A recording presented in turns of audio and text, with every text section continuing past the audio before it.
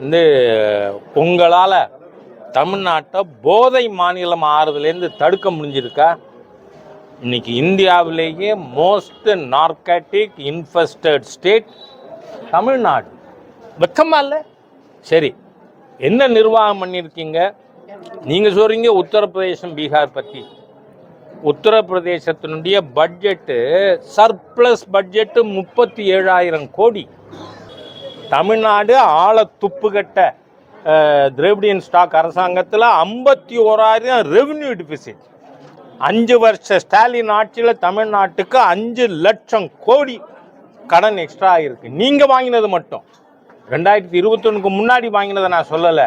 ஆள தெரியாமல் தமிழ்நாடு பொருளாதாரத்தை அழிச்சு தமிழகத்தின் அடுத்த தலைமுறையை கெடுத்து கொண்டிருக்கின்ற இந்த ஆணவம் மிக்க ஸ்டாலின் அரசாங்கம் தூக்கி எறியப்படும்.